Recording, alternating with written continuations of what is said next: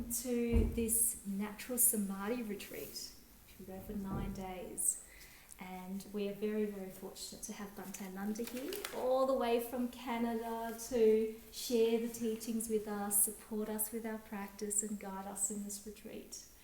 This particular retreat is organised and co-organised by Heart Dhamma, as well as also the Mettā Centre.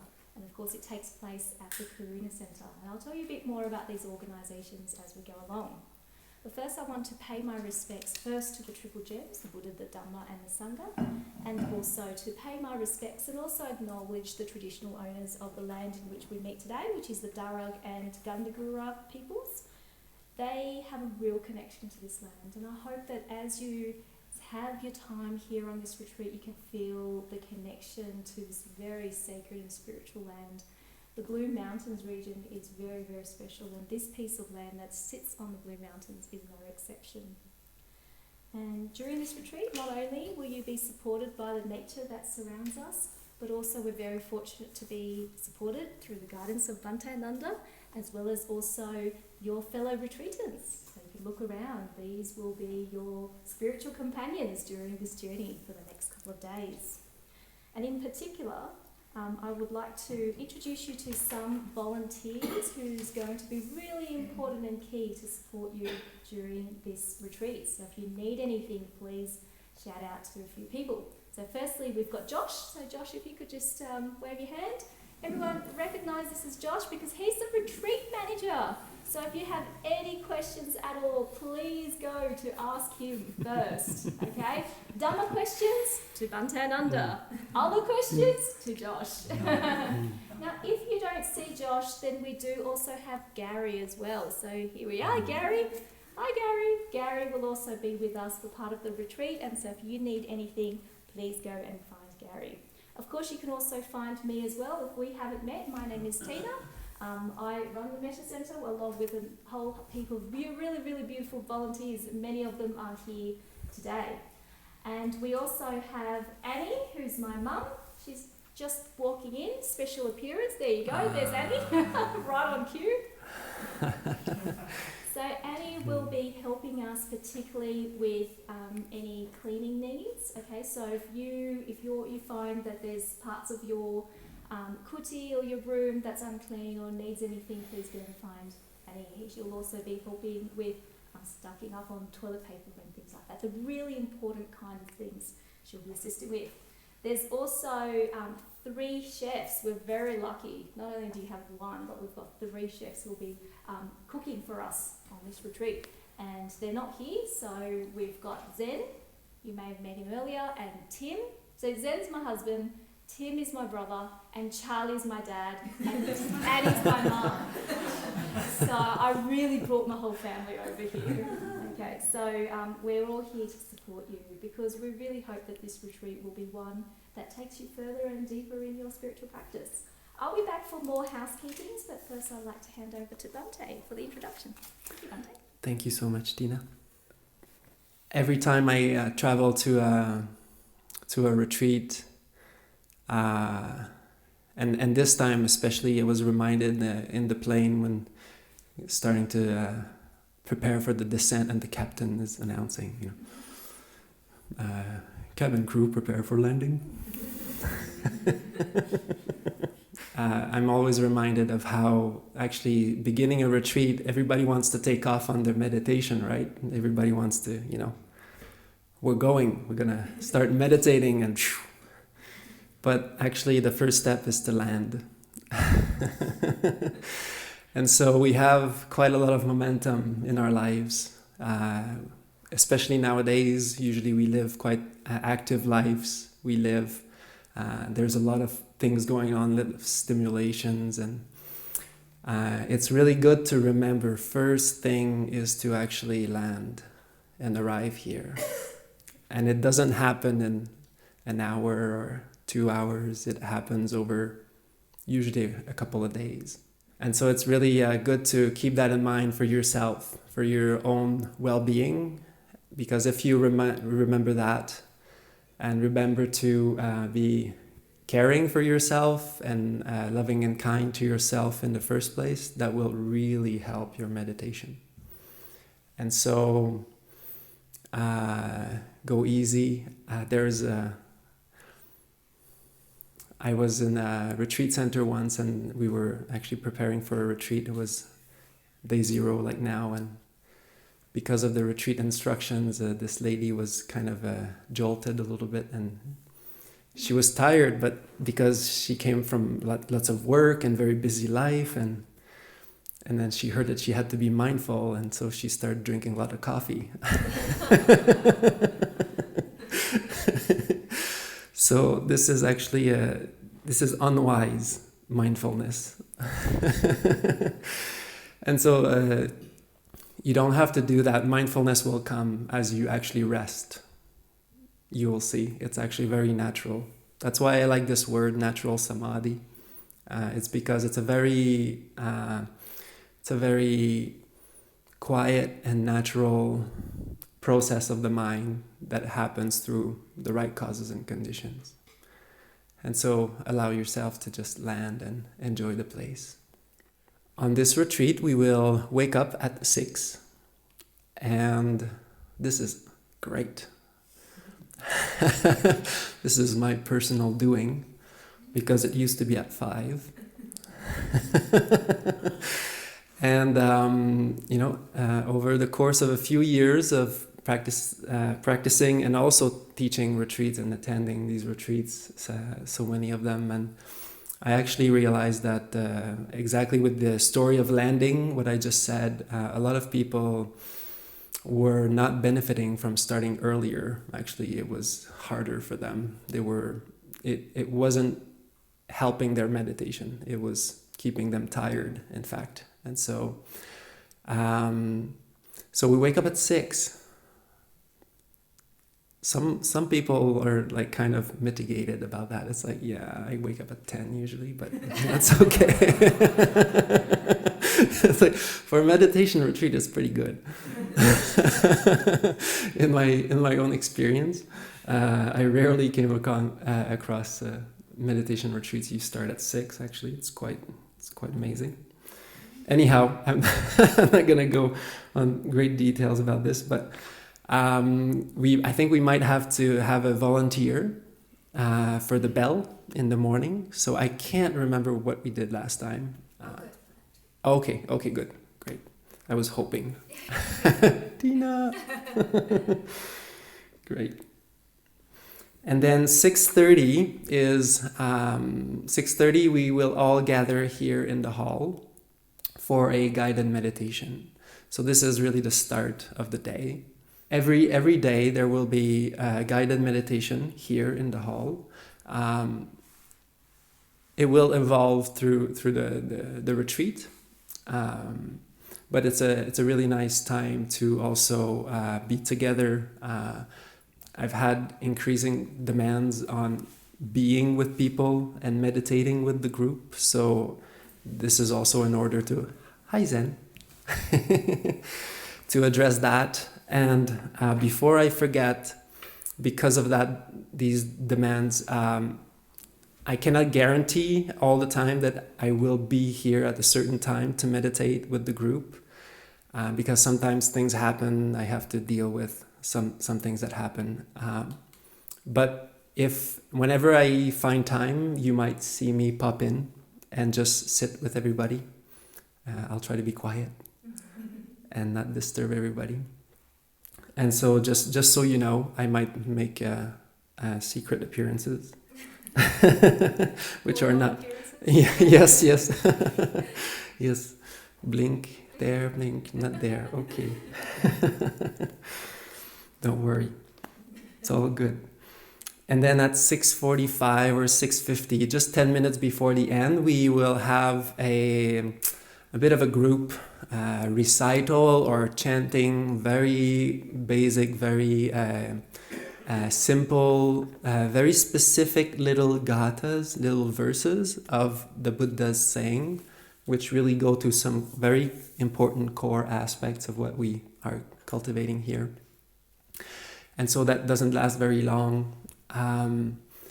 But we will be taking the refuges and the virtues every morning. So this is like you're already aware, we're all taking the 8 virtues in the group. So this is kind of a normal, basic ground level practice to help us really cultivate the right mindset for meditation. We'll talk more about this later. But I just want to clarify that the 3 refuges that we take in the morning, because that's something sometimes people think I'm trying to put a religion on people, because we go for refuge to the Buddha, the Dhamma, and the Sangha every morning. Just so you know, this doesn't make you anything. It's just that we go to the Buddha as a refuge because he embodies these qualities that he's discovered of his enlightenment, of his awakening. And so we actually go to these qualities as a refuge, and the qualities of the Dhamma, which is basically what he discovered, the path, and the way that things work, more specifically, the way that the mind works. And so on this retreat every morning, it's a bit of a traditional thing, but also I like that people really understand it properly. If we take refuge in this, just for the time of the retreat, it's uplifting, and it helps us remember that, yes, for this retreat, I should probably just give this a fair try and go to the Buddha, the Dhamma, and the Sangha as a refuge. But it doesn't make you a Buddhist if you don't want to, and it doesn't mean anything very particular. So for us, it's very uplifting. Like for me, bowing 3 times to the Buddha is a very uplifting thing for me, and that's how I see it. So it cultivates these qualities. If you don't feel comfortable with that, it's really not a problem. So you really don't have to do anything that you're not comfortable. So that's it. I just like to clarify this because a lot of the time some people have a little bit of a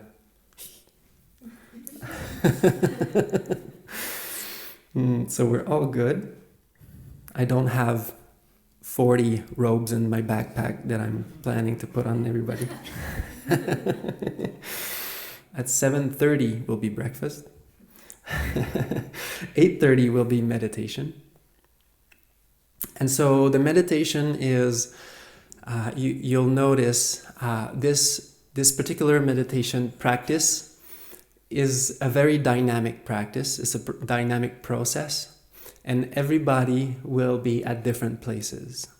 And some people will sit for very long, and they need that time frame.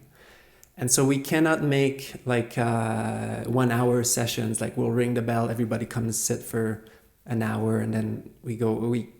We cannot stick to that kind of schedule with this practice, because some people need much more time. Some people will take maybe half an hour sits at the beginning. So to allow that flexibility, we have 2 big blocks of meditation, one in the morning, one in the evening or the afternoon. So just so that you understand, some people like to have the reminders, the bells and the ringing and all this, but also you'll notice that as you go along, there's a reason for that. And you can basically find your own pace and alternate between sitting meditation and walking meditation.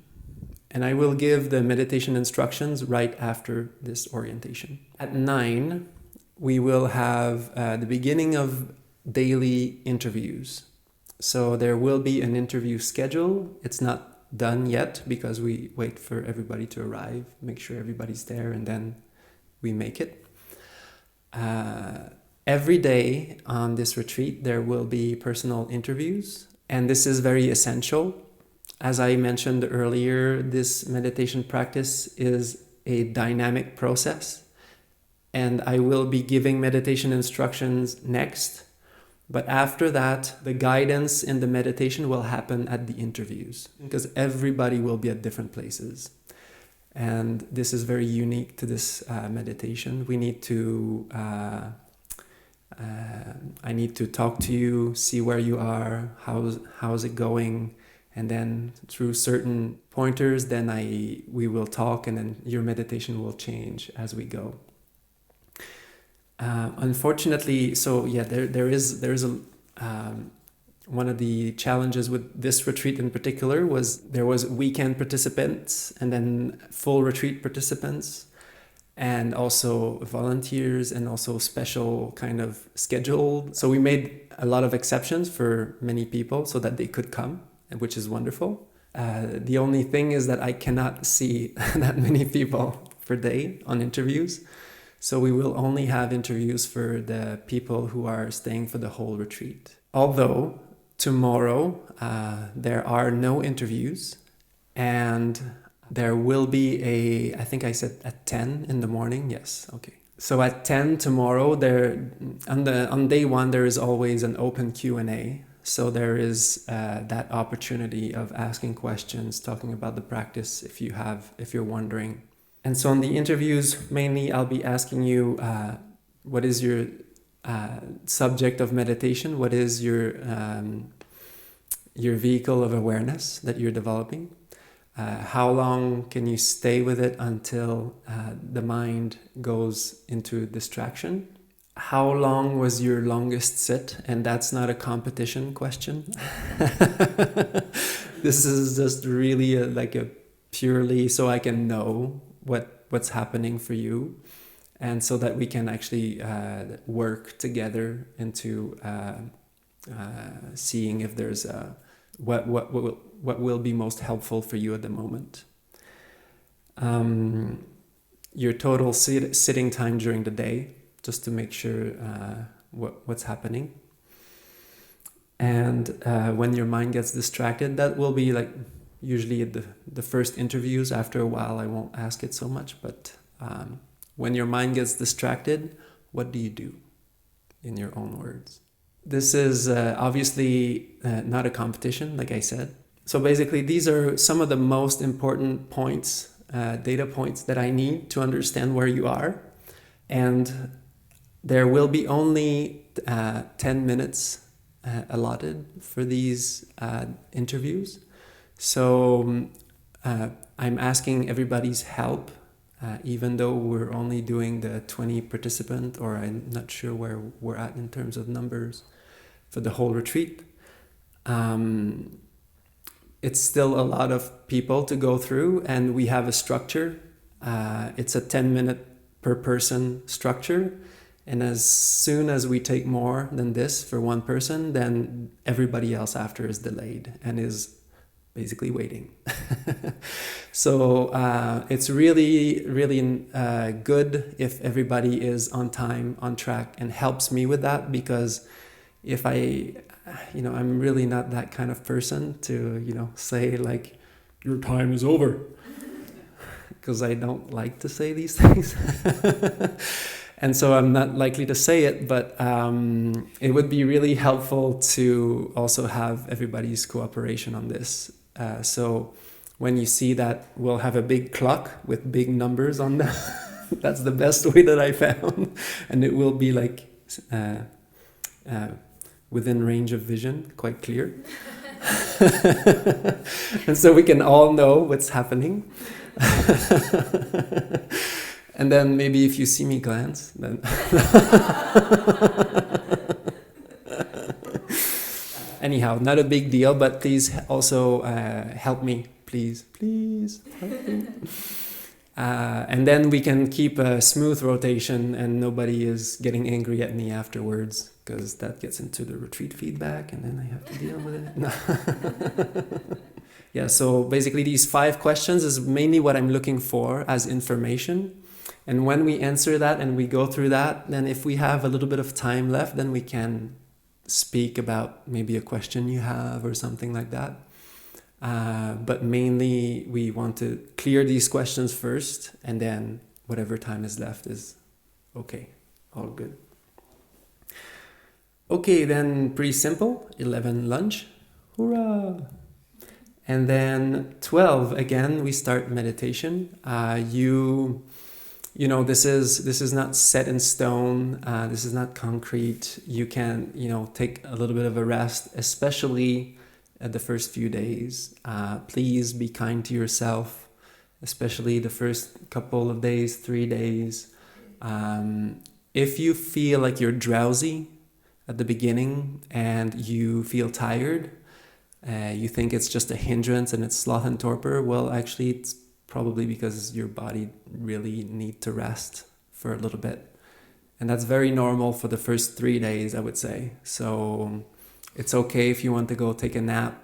First time sleeping in a new place, it's always, you know, we all know how that feels. Did you hear the ghost last night? And then come back, and then usually at 12 we say meditation starts again, but it's just that big period. So you could do walking meditation, you could start with sitting meditation. On this schedule it says 1, but it's usually 2. That's probably my bad. The meditation interviews will start again, but this will be on their interview schedule, so you'll see. And then at 5:30 is tea time. So all of this time in the afternoon is all for meditation. So either sitting or walking meditation. And here's an amazing place because we have lots of room for walking meditation outside, which is amazing. So every night we will be gathering here, 6:30, and then it's part of the journey to kind of discuss on the Dhamma. To also, it's a really it changes the perspective. It's really helpful to switch into like a listening kind of mode and to learn a little bit more of the wisdom of the Buddha. And then 9 is bedtime is pretty much up to anybody, really, in the end. But we say 9 because we have to put a time. And probably after 9 it would be wise to not make a whole lot of sound, and the lights will be most likely turned off, and that's about it. But if you want to stay in the Dhamma hall, for example, to extend your meditation a little bit, I know some people like to do that, the night owls, you're more than welcome to do so, so that's not a problem. So when are we taking cell phones? Ooh, after this, right? That's what I thought too. So, yes, we will be taking cell phones for your own benefit. Out of compassion, we'll take all of your cell phones. And the morning chanting in the morning, obviously, we will be using a book called Puja. And I'm not sure if everybody had picked up one of the books yet. Probably my feeling would be first, let's make sure that the full retreat participants have the books. There's only 20 full retreat participations. So, and then however many books are left, because I know that probably some people brought it from last time, so I don't know what the number will be, but the rest can be distributed amongst the weekend participants and volunteers. I can only bring so much. My luggage was 25 kg, and yeah, right. And so this retreat is a completely silent retreat. So right now, you're still allowed to speak until the meditation instructions. But after the meditation instructions, this is where we will dive into the silence of the awakened ones and enjoy ourselves in the vast ocean of blissful silence. So sometimes people like to journal. Which is a wonderful thing. I'm not saying it's not a good thing. But reading and journaling, we're asking to not read and to journal. If you want to take light notes about what you've heard or maybe like an insight you don't want to lose. If it's less than a page long, or less than 10 minutes of writing, 15 minutes of writing max, you can. But if you start journaling a lot, then it will actually activate your mind. And the thing is that we're trying to deactivate a lot of our mental processes on this retreat. So we're basically saying that not because it's not a good thing, but just to help you. Even the puja book, there's a lot of things to read and a lot of material, but you can read it after the retreat at your place because it's also a gift in the end. So you'll be able to take that home. So usually the guideline around snakes, I don't know about in Australia, but in everywhere else I've been, it's usually at night. And basically you just want to walk with light, with a torchlight at night. Because a lot of the accident that happen, because snakes don't really want to mess with humans anyways. They don't have anything to gain out of this. So they're only going to attack anybody if you get too close or you like really disturb them and the thing that happens is that people will walk at night without a flashlight. They'll think it's a stick. They'll just step on it or step too close to it. So if you have a flashlight, everything should be fine. Yeah, so that was my kind of, do I say it and plant the seed in people who didn't have even any idea about it? Or, like how to tackle it. But yeah, so there is a trail that goes way far back, and it's quite beautiful. Please remain within the monastery or the retreat center's boundaries. Don't go too far out, because also, this is an event that we are organizing in some ways. We've kind of course, there's a waiver about, injuries and things like that. But I mean, we're still gonna try to look for you if we can't find you. So we, for many reasons, it's really just not practical and not really nice for us if we have to, go and figure out where you are and you're just way far into the forest. So there might be something like crazy happening at the end of the retreat where there might be a walk in the forest or something, but we don't know about this. Who would ever think about that kind of stuff? Anyhow, and so Josh is the retreat manager, and we have an amazing, super team. Well, of course, all of Tina's family is here, but all of the Mettā Center is here almost, and Josh, the retreat manager this time, because I have a little note here, what do you need in terms of if you forgot something, if you need help with something, you can ask Josh, and we'll try to help you as much as you can, as we can. And I think that's about it for the orientation. Yeah, good. Yes. Okay, so it's 7:10. I think just so that everybody's comfortable, 20 minutes break at least, or like 7:30, is that okay with everybody back here? I also don't want to push it too late because then people get too tired. So, okay, so 7:30 back here, then we go for it.